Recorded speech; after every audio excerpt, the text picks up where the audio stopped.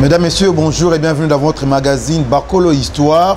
Merci Ming Nabande Konon sur Bazolanda Bisso na Congo Market Télévision sur YouTube. Merci Nabande Konon sur Bazolanda Bisso na votre télévision 10e rue. Pe Nabande Konon sur Bakolanda Bisso na Bitando Msusu Yamike. Tozane sengo monene na koye pa na bino moko na lelo po na robeta masolo ya République démocratique du Congo et Kolo Nzamba pesa biso. Tozo yamba moto moko monene moto ya représenter te.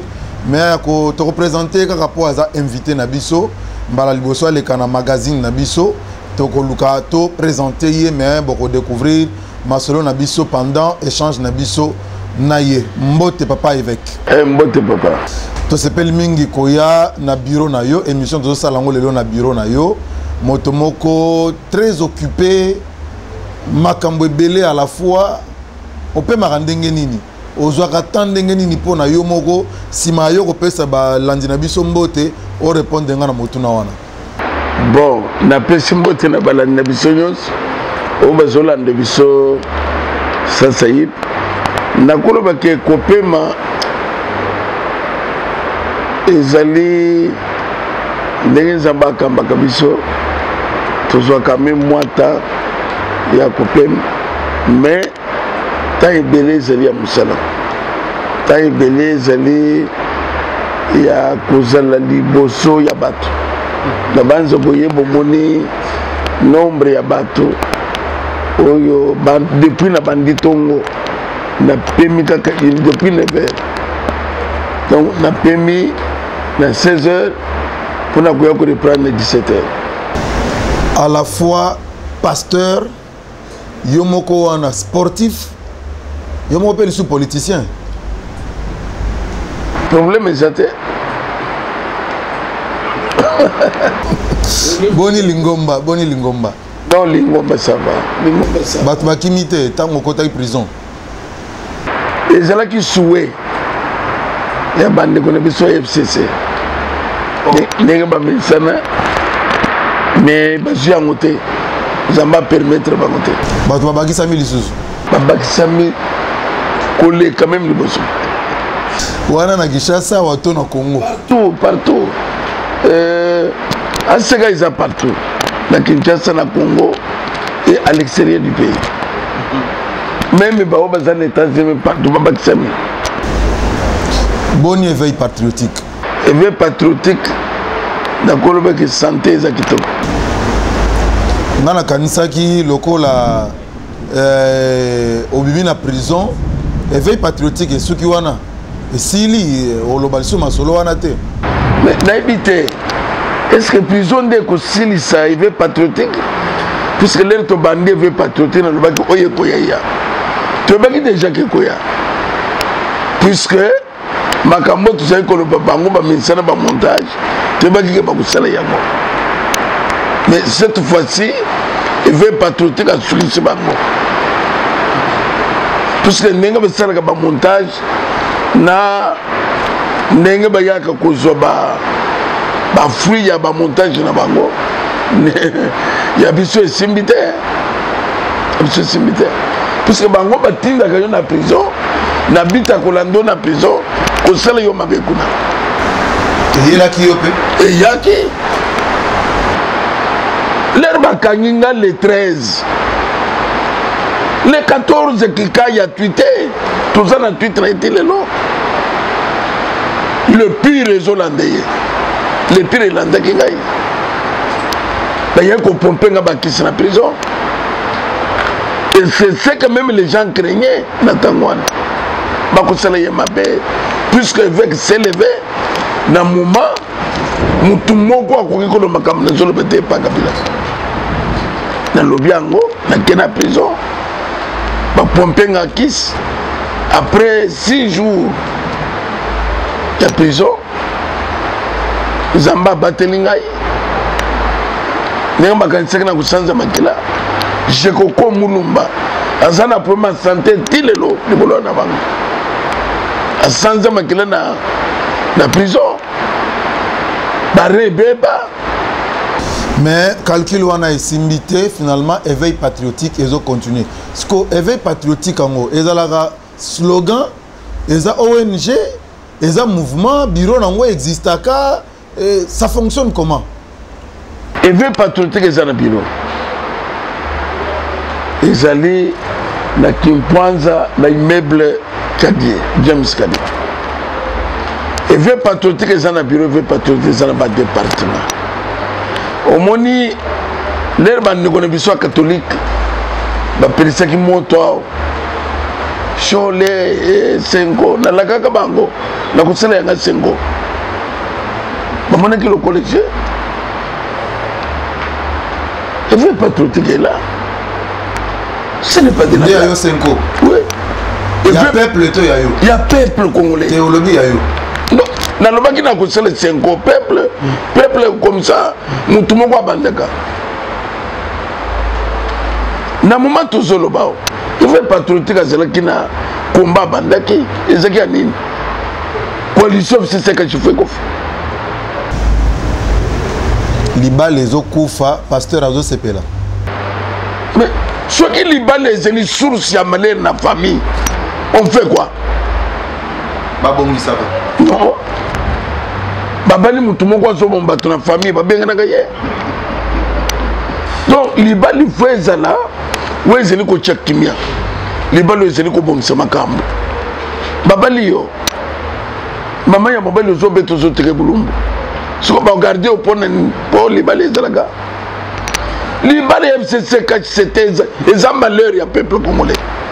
Comment voulez-vous que bazo pour le président na décembre gouvernement ezo ya ko semana na septembre kasi pona kobongisa koyokana nani akosala musala nini kote nini mutu nani akovanda nyonso wana ifalaki ezwa temps basali basimba ba mandataire basimba te basimba na ambassadeur basimba te basimba oyo basimba te nyonso na kakobongisa nous avons compris que bande ko bazana mauvaise foi. Donc, il n'a pas besoin de tiki, non. Donc, Batnyonso, le col a yopé au Kansaki qui est Atiki. Tout le temps, ma boko, papa. Il faut bétaki ma boko. Tu y as retiré ma boko. Puisque tout le monde dit que moi, je me décidé pour te mettre à genoux Congo démocratique dans le peuple congolais. Mokonza Mboka alobi na discours na ye sur l'état de la nation. Alobi à propos ya mariage ou ya FCC cash alobi to bundi mingi to subir même ba humiliation to ndimi yango pona ko lengela pona ko batela libala mais to monique zo simba kaka te mokonza zaki na raison ya ko kende na bango na bongo to il fallait que boma libala depuis kala biso to monaki déjà musika ne veut patriotique puisque l'esprit de Dieu aussi nous conduit. Tout le monde a dit déjà que vous avez nous sommes tous là. Il faut écouter. Nous allons dire merci. C'est puisque nous allons comprendre que Azo Sane Before Yapamba. Kabila problème n'est qu'il y a bazo dribblé yeti tout comme en 2023 ayebi siba to ko monini kam ne bisaki bino asali nini bon voter ngai mais yo poni ka Kabila aza ye moko ye kuta vanda ki na kinga kati bande ko muilanya bazali bande ko shadari bazali bande ko boshab bazali okotanga bango te yo problème no ka Kabila papa ne za ko bisaki ko ne kwa na ba ko saka yete so comme ni mabunda lobi maman wana même le lomu toke na ankatimina maman makamuzanda papa tekana pemi ordre ba ko pesa na 6h na 12h ya 6h na salalité à 12h te ya 18h ye ça veut dire que mabunda le razolo be Kabila mina ku soka lobi eza Kabila soki ezalaki ntamwamba lobi eza Kabila donc lui et Azolo benamuno kwa batwana soki le lo Kabila zate yo komona mabunda te okomoni luka mbate mais soki le lo ndenge batu bazoka na wana lokola libale kufi makambo esimbi te ndeko Tshisekedi abundani po bato ya sangisi ndinga ezaka ba congolais ezaka bato toyebi na Congo soki lelo esimbi te raison ko za lisusu nini avec mon non ko simba te c'était la volonté de Kabila pour na nini à chaque état il y a impunité Kabila sakanga nani ministre nani mboka za état nini ça c'est nini tout le temps elles ont passé on a ma balance il y a diamant tout le temps elles ont passé dans ma papier à quoi me combattre avec yo monaki oui mais nous avons des preuves papa tout le temps elles ont social miba comment que détruire miba kusele tout le temps c'est une richesse à détruire miba et le qu'on a sali parce que miba ezaki binomoko ba ndeko akasai bosali musale falai ko sala te pona kotombola miba ye falai kasani na tangi président c'est quoi cette histoire bande ko kasai mais na ko tuna yo ler ba yeba kutaki miba sala kina avion ke dawa ler ba yeba kuti miba sala kina 4 hélicoptères et gende wapi ye muto asui 9 millions ya kara 9 millions ya kara ya miba ye muto asui oui et kende Ukraine attention. Nous avons, c'est-à-dire que nous avons tout ça bien documenté. C'est-à-dire que, oui, il y a un mouvement des étrangers, maquillé Kakanabanaboka pour détruire le Congo. Bandeko, il y a dans 97. Afdel. Bakutaki Mboka dans niveau de sa sécurité. La société, nous sommes Bakutaki. Même les Texas Afrique, au Monaco. Mais à celle il y a Texas Afrique. Mais si on a besoin de Bibende, il y a Yamaluku. Mais celle il y a Bibende. C'est-à-dire que de quoi yo? Je pense merci. Kabila merci. Merci.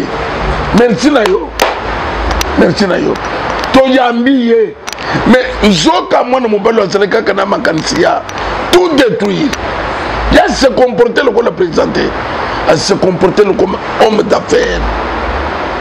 Dans mon cas de bis. Aujourd'hui même dernièrement, n'a que Négoloise. Zoka ex vice-ministre président, il y a Zambie, à Zoya. N'a l'air comme tout le monde. N'a yaki tolingato c'est l'affaire. Oui, c'est les affaires. Oui, c'est les affaires, non pas. Babette bino, babomba bino, bakanga bino, calamité moko boyeya, alo bakadaité. 3 ans. Mais bino finalement, na niveau éveil patriotique, bozo compter sur justice congolaise, Tomi Sunabino et vers justice étrangère pour na kosu qui salikamba Joseph Kabila. Par rapport à Makambo, le but que vous avez documenté. Et Zali d'abord pour la côté sur la moutouna qui est bosso, que Batu Baya Basel Ndengeni, ce qui m'a camusé dans Moulongo, au yen a yo sacré, au yen ce qui n'a ni. Mais, principe est Zali. Bilo Kombo Simbate, ce qu'on s'y met en Bakangio, ce qu'on s'est mis à Madame Tolongwe. Mboke kotambola malamu eloko ebebisa ke zeli impunité biso tozo compter kaka c'est justice étrangère non ngai na zeli mutu ya jambo ya koloba que wamba toke Kabila au ko perdre majorité parlementaire puisque zuya ngo ya lukuta ya ko fabriquer le lot soke zeli ke élection salami ba ko pour mutu c'était au pouvoir du terrorisme. N'importe quoi c'est là. Et Kabila pas combien yo. Et ba poisson. Que mon gars le vent na butu. C'était ça. Le peuple a dit non. Oyekoya eya. Je fais la prison. Nicolas Makambo. Au sali prison au Bimi. Mais le loyo est-ce que au nandenge yo zomoni la Makambo ndenge zo kende évêque.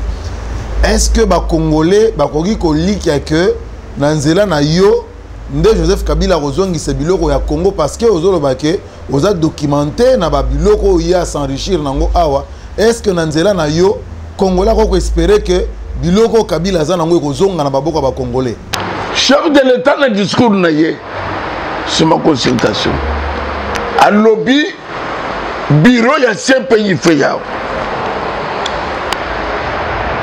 ba député il faut balongola ba loi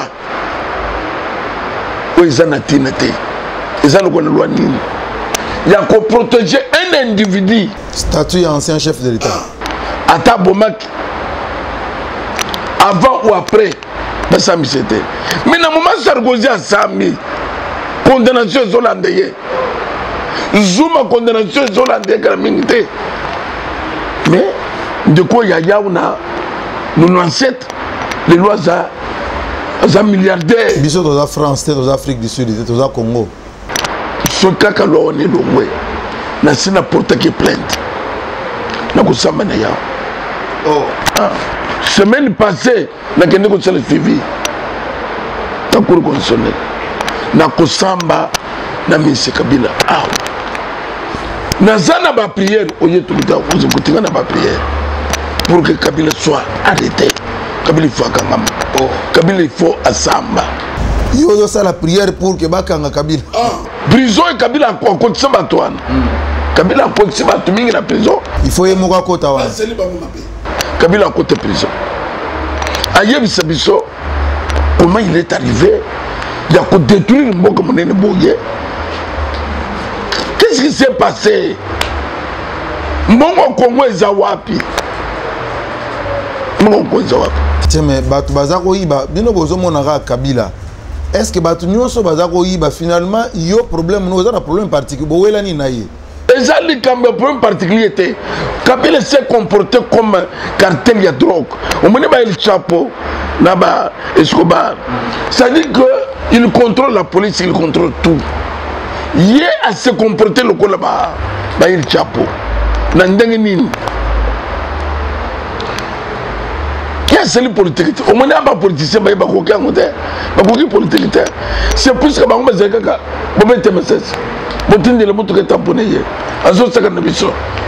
dire c'était ça le laboratoire. A violé. Donc, tout le temps, je vais passer sur le Kwapo.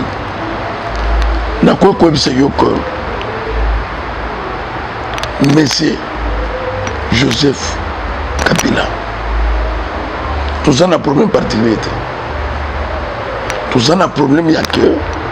Et l'oignon, c'est ça la mésaillée.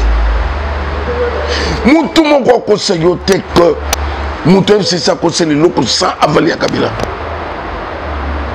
Il y a que vous surprendriez. Non, ça ne se fait pas. Mais, pasteur basé belé na Congo, c'est vrai que tu as un pasteur où te perdre na Congo, babanda qui bitumba le quoi la pasteur Lukusa na Lubumbashi, d'heureuse mémoire, où yati kabiso, azaki pe na bitumba na loko la ka neti ya boye, tu as un pasteur Ekofo, où le loyo azana mboka te, na mite ce que ça zongi na zana information te, mais yo pe bandi bitumba oyo koti prison ou bimi, nani aza simana yo? Simananga ezali nzambe. Simananga za peuple congolais. Simananga na kobomba ngote. Il y a l'Amérique aussi qui m'a aidé à avoir les informations sur cet homme. Oh. Na kobomba ngote. Simana yo États-Unis. Ils m'ont aidé à découvrir qui est Kabila. Avec des informations exactes. C'est pour cela que même Bango, on souhaitait que des prisons. Puisque dans la prison, ils sont encore documentés. J'ai compris comment la prison fonctionnait. C'est-à-dire Kabila doit être arrêté. Ils ont fonctionné dans les prison. Ils ont la forêt équatoriale. Donc des gens qui ne sont pas des prisonniers, ils ont besoin de prison. Il y a les réseaux comme volonté dans les bandes de la prison. Il faut prison pour identifier battre. Qui est qui? Où est le Gaboni? Prison nous est nini. C'est comme n'engo moni gratuité. Babimisi soit enseignant ba y épelé. Il y a beaucoup de quand on a torpillé. C'est ce qui se fait là-bas. Donc, prison à Bisso et Makala, il faut pas identifier chaque prisonnier. Ouais. Chaque prisonnier. C'est-à-dire quoi? Bateau bazakuna basala kanini. C'est-à-dire que ça n'a bateau bango batinda kana prison kuna. Mais bien que ce qui te le dit salam to mabe, bateau ne devait pas mabe. Mais au vu comme ça, il y a pas de prisonnier. Prisonnier. Mais azo vivre na bien kuna azana nyonso. Très bien, azape na mbongo zoka pour le bateau. Na bilei. Soit roboma moto azana ba poison kuna azana ba minduki kuna. Ngaba pompe ngakisi, ngaba pompe ngakisi. Omoni je ko mulumba. Je ko mulumba ule. Baseli yango. Lelo je ko mulumba zana premier bare, zana premier etc. Passer Coutinho Fernando. Abimi la prison de Guinée. Voilà, il y a une bosse là, il y a cité. Donc, au lobby nous cousin, pour gouverner la prison. C'est comme ça avec ces gens. Dieu merci, puisque l'ombre de Kabila est en train de partir. L'ombre de Kabila est en train de disparaître. La fin de Kabila est arrivée. Même ceux qui vont connaître ce côté, le lui va connaître.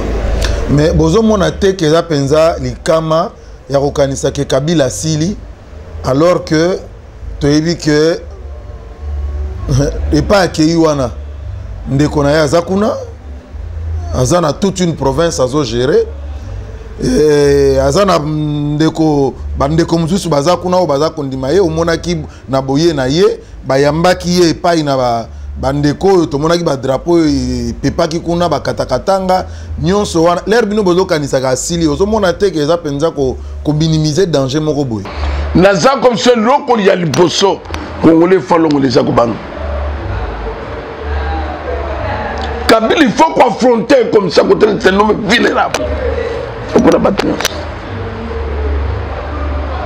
Et Vek a pris le courage pour démystifier cet homme Kabila pendant que l'on le bat au banga à Kibasana province ndekuna kusani province soba yakina yango bango yakina province Kabila akuti mboko yakina province bana Congo que soba bezana kelini que soba bezana kolwezi même bezana Lubumbashi comme un seul homme discours de Zamoko bouter cet homme dehors ozolo baba yamie na ba drapeau na lobaka ngone mission moko na salaki Mouyej doit être entendu sur PV.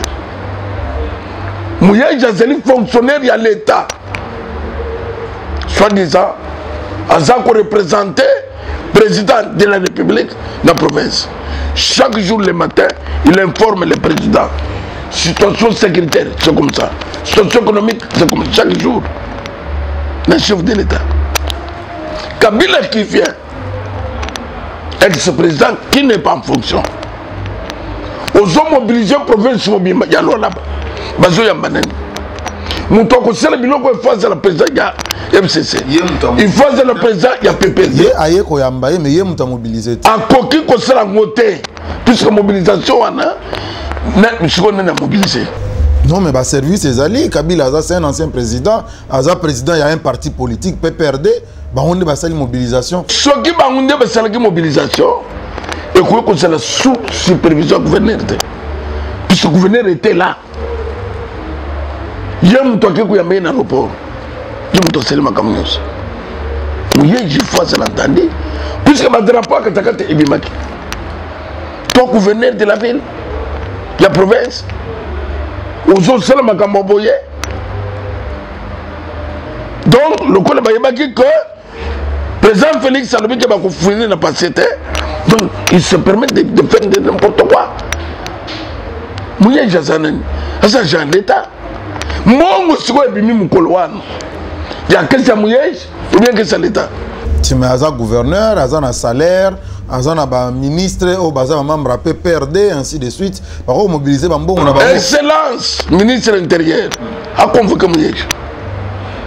apesa lumière c'est le Yozoloban. Et Yemoko déjà ça sengaki ya Kinshasa, c'est une information pour namoni ezotambola moi mingi na ba réseaux sociaux balobi aza convoqué, il n'est pas convoqué. Gouverneur Mouyej a sengaki autorisation pour aller na Kinshasa akutana na tutelle, ça c'est des informations vérifiées à la source, mais évêque Yolobi ba bengi ça y est aya ko répondre par rapport ya makambu ya bakatakatanga au bamonani na accueil à Ndeko Kabila. Oui, baza ko scandé, basolga, bazoyemba aba les Kassayen, babuma ba Kassayen. Yo gouverneur Ozawana. Bana moko bazolekisa 1500 francs, balaka biso 15 000. 15 000 ya 15 000 et en plus. Tout ça qui est un chef de l'État. Ce qui désormais gouverneur Mouyej, il faut que le gouverneur na Kisangani. Oya Kisangani ake Kasai. Oya Kasai ake Congo central. Makambo zonga ndenge ya kala. Bogomo luka Mobutu wana Mobutu. Non, Mobutu c'est le système. Oui, c'est là qui bien. Il y a unité ya Congo. Au moins bande ko ba yeli biso makambo tout ça na moya ko séparer. Tellement ndenge ba séparer ba province. Na ambition politique. Comment la Kenge cause de la province, mais ça les ressources nulles de vie. Toujours nous avons la bande de l'économie pour rien. Mais qu'on vive dans l'île. Gouverneur à sa grande côté. Ouenze, Ezate. Zeraya Makadam, Ezate. Esnel, Ezate. Régime des eaux, Ezate. École, Ezate. Aéroport, il y a province. Mais Bachera, province. Kabila s'est joué de nous. Mais Kabila nous a insultés. Kabila nous a insultés. Kabila nous a congolais polonais. Pour notre ambition, il y a un politique de positionnement. Le Kona Katumbi, Azo Sakanangaye, il dépêche Azo Sakanangaye, Moujema, Kasso oriental et Zabouille. Au coup de visa, on a 3. Pour y avoir une ambition politique, Bas Congo, le Kasso oriental. C'est plus qu'il n'y avait pas un danger. Moutaba Congo, où il y a un danger pour la banque. Donc voilà comment cet homme s'est joué de nous. Mais si quoi évêque pour Makambo nous sommes révoltés batou, ils ont repris ça batou botombo qui le bango mais solution finalement et quoi zanini pour mon konzambo kalobi ba créer union sacrée de la nation où il peut permettre que batunyo soba sanganesi kamoko l'air batuana bazoya toli oyo ko pesa bango ezanini pour congolais alembi na nzala congolais alembi na pasi batuana bazo sangana mikolo ezo liboso ba okota esika moko bato ba utie pa ya Bemba bakoya o ba utie pa ya Ndeko Bahati o ba utie pa Ndeko Moïse Katumbi bipai na bipai ba ko sangana esika moko. Et là qu'on est sengeli penza ba cultiver pour que Congolais finalement a se retrouver. Et là on le besoin c'est pour l'intérêt du peuple congolais. Intérêt du peuple congolais zani. Kuluki la bango sala. Kuluki la bango sala.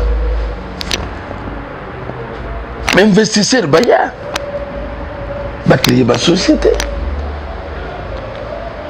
Peuple congolais alia. Le Congolais c'est le pays de Boy. Tout comme il y a un groupe électrogène partout. Maïzate. Donc voilà au moins le logo que la priorité des priorités.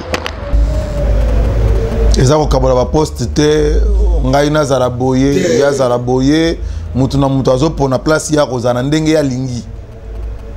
C'est pas PC wana te ale bon, to bebani. Mais pourquoi il veut patriotique to créer yango? To bebani ou bebani na peuple congolais? Puisque le peuple congolais n'a pas besoin de ça.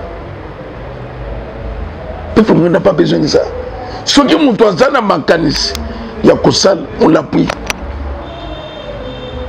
Biso tout le monde que président Félix Azana makanis, ya kubong samboka, ya peuple congolais ça bien. Ce qui tout le monde est na makanis demande.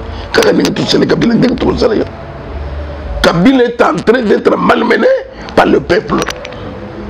Nayem Sagibango, le peuple gagne toujours.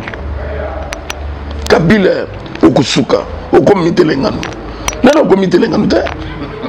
Parfois, les Congolais ont akene Kalemi alongo Kalemi ake parfois Tanzanie et sera investir mingi donc pas muke maloba ya évêque tozo comment pratiquement na suka émission na biso Kabila tikio Renaissance ekufi lelo 10e na lina foot Renaissance ekufi te Renaissance le Congo ekufi pas nani c'est équipe na moment baso Renaissance ekufi nde moment biso tozo na laboratoire pour la Renaissance le Congo dans une semaine ou 2 semaines yo peut que ça na la conférence de presse très musclée pour la Renaissance du Congo